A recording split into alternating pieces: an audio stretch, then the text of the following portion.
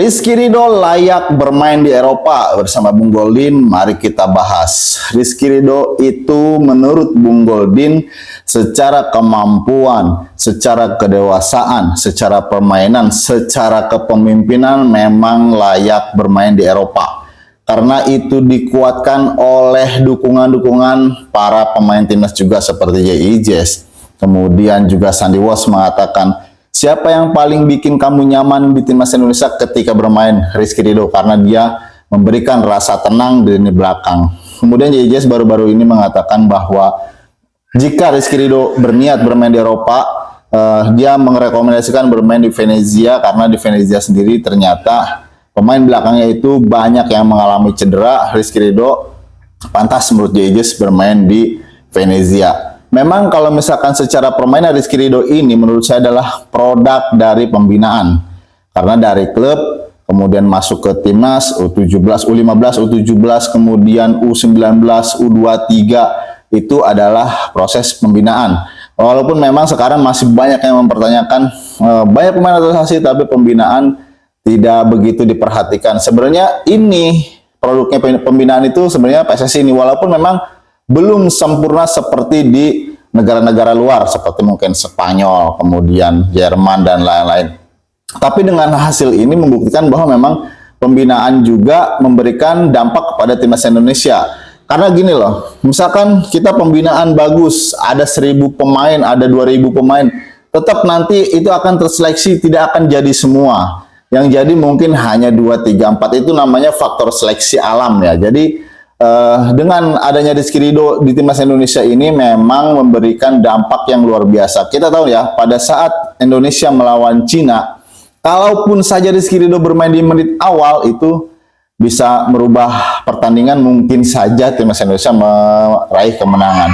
Kemudian pada saat melawan Australia jadi cadangan lagi. Tapi ketika dia masuk memberikan dampak apa? Umpan yang diberikan kepada Rizky Ridho kepada Kevin Disch mampu diteruskan kepada Ole Rummenigge dan menghasilkan gol.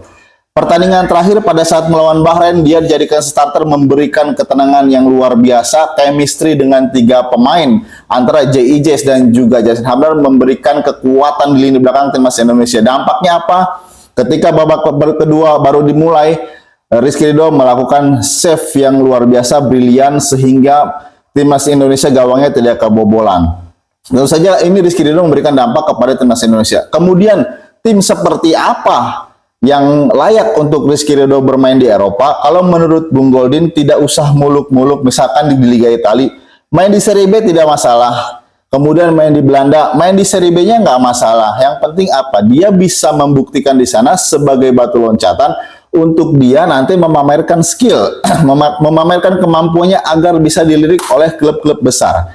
Kan yang rumor beredar adalah katanya Real Madrid berminat memboyong Rizky Ridho ke Real Madrid untuk menjadi itu, sepertinya itu hanya hoax ya. Jadi itu tidak mungkin. Karena level Rizky Ridho memang masih di Asia, belum terbukti di Eropa. Kalau misalkan yang lebih bagus adalah bermain di tier 3 atau papan tengah di Liga Italia, itu masih memungkinkan ya. Tapi dengan perjanjian, intinya adalah ketika Rizky Ridho nanti bermain di Eropa, pastikan dia akan menjadi starter atau tidak. Kalau misalkan tidak, hanya menjadi pemain di bangku cadangan, tidak ada kepastian dia untuk bermain di lapangan, lebih baik tidak usah. Tapi kalau misalkan ada klub yang menawarkan Rizky Ridho bermain di Eropa, tapi dengan jaminan dia akan menjadi starter, ambil. Karena di situ adalah batu loncatan dia untuk dilirik oleh tim-tim besar. Karena kita tahu ya, kalau misalkan tim Eropa itu walaupun sudah kalah 4-1, walaupun sudah kalah 5-0, tapi pemain-pemain tetap 100%. Karena apa? Karena dia tidak hanya bermain untuk klub saja, tapi dia bermain untuk dirinya sendiri.